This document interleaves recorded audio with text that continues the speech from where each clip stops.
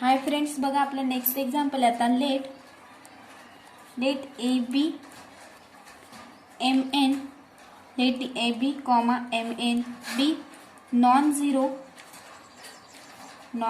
Integers and let d is equal to bracket of ab if a is equal to dx and b is equal to dy. Then बघा आपल्याला then find करायचं आहे. Then xy equal to 1 दाखवायचं आहे. xy equal to 1. Solution बघूया आपण आता त्याचं solution. Since d is equal to काय दिलं आहे मग सिन्स d इक्वल टू आपल्याला ए बी दिलेलं आहे. We have d is equal to आता ए बी दिलं आहे म्हणजेच d इज इक्वल टू आपण काय घेऊ M A plus N B for some M N N कसे दिलेले आहेत आपल्याला integers. M N belongs to capital Z म्हणजेच therefore D is equal to आपण M A plus N B घेतलं. D is equal to M into A ची value आपल्याला दिलेली बघा A is equal to D X म्हणजेच bracket of D X plus N into D वायची N into B ची value दिलेली आपल्याला डी वाय म्हणजेच therefore M X plus N Y is equal to किती मिळालं आपल्याला 1. सिन्स डी कसा दिला आहे मग not equal to 0 by cancellation law. आपण इथं कॅन्सलेशन लॉ यूज केला बाय कॅन्सलेशन लॉ म्हणजेच देअरफॉर बघा M N plus 1 is equal to M N is equal to 1 काय दिलं आहे म्हणजेच आपल्याला एक्स वाय इक्वल टू काय मिळेल मग एक्स वाय इक्वल टू 1 आणि हेच आपल्याला सॉल्व करायचं होतं. बघा नेक्स्ट एक्झाम्पल आहे आपल्याला let A B M comma N be non zero integers and let ma plus nb is equal to 1. then show that आपल्याला शो करायचं आहे बघा ab is equal to काय दाखवायचं आहे ab is equal to mn is equal to an is equal to mb is equal to 1. मग solution बघूया आता. Solution suppose that d equal to काय घेऊ आपण d is equal to A B. आता बघा आपल्याला show that A B is equal to M N is equal to A N is equal to M B is equal to 1. मग d equal to काय मानलं आपण A B and let A is equal to काय घेऊ मग A is equal to D K 1 and B is equal to काय घेऊ आपण D K 2. For some K1 and K2 काय आहेत मग for K1 K2 belongs to Z capital Z using this in MA plus NB is equal to 1. हे आपल्याला दिलेलं आहे यूज करायचं आहे त्याचा MA plus NB is equal to 1. We get मग त्याच्यामध्ये आपल्याला व्हॅल्यू पुट करून द्यायचे आहेत.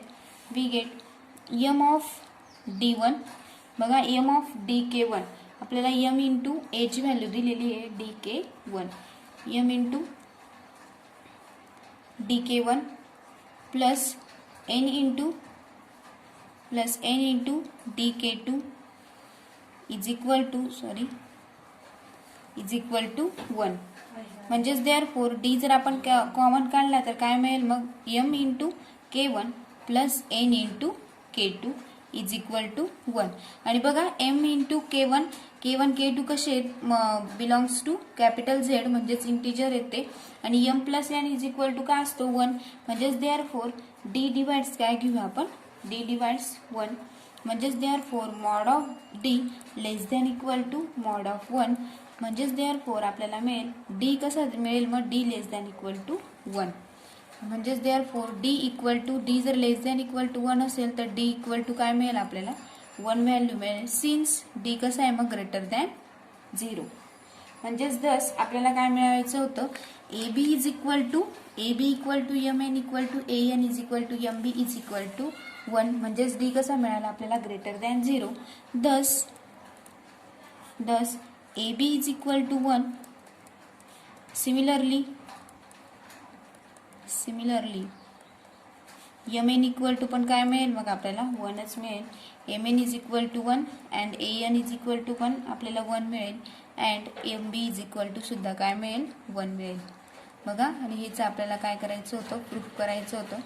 या पद्धतीने आपल्याला फक्त काय करायचं होतं, इथं D divides 1 and mod of D less than equal to mod of 1. D कसा मिळाला मग लेस दॅन इक्वल टू 1, म्हणजेच therefore D is equal to 1. तो कसा असेल ग्रेटर दॅन 0, 0 पेक्षा मोठा असेल, म्हणजेच देअरफॉर दस AB ची व्हॅल्यू आपल्याला 1 मिळाली. सिमिलरली त्या पद्धतीनेच MN पण आपल्याला 1 मिळाला, AN पण 1 मिळाला आणि MB पण 1 मिळाला. नेक्स्ट एक्झाम्पल बघूया आता आपण. नेक्स्ट एक्झाम्पल आहे बघा, if AK is equal to B comma K is equal to 1, then prove that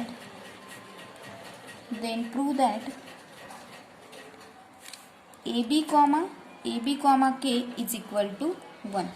बघा, मग सोल्युशन बघूया आपण त्याचं. Solution now AK is equal to काय दिले मग आपल्याला, AK इज इक्वल टू 1 दिलेलं आहे. Now AK is equal to 1, therefore AX not plus KY not is equal to 1. For some X not comma Y not कसे दिले, belongs to Z.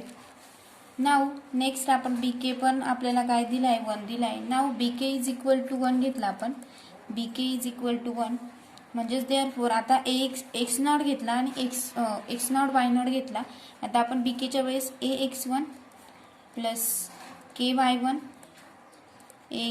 Plus KY1 is equal to 1. For some X1 X2 belongs to Z. Sorry, X1 Y1 कसे आहेत मग belongs to Z. म्हणजेच therefore now मग AX not BX1 is equal to AX not and काय घेतलं आपण, AX not and BX1. बघा, आपल्याला इथं बी घेऊया. इथे A आणि B मध्ये कन्फ्यूज, म्हणजे AX नॉट अँड BX1, म्हणून AX नॉट घेतला आपण इंटू काय घेतला, BX1, म्हणजेच इज इक्वल टू आपल्याला 1 मायनस KY नॉट इंटू काय घेतलं मग 1 minus KY not first term मध्ये आणि KY1 सेकंड टर्म मध्ये KY1, म्हणजेच इज इक्वल टू आपल्याला मिळेल 1 minus K of Y not plus Y1 minus KY not into Y1, म्हणजेच इज इक्वल टू आपल्याला नेक्स्ट स्टेप मिळेल 1 मायनस KY2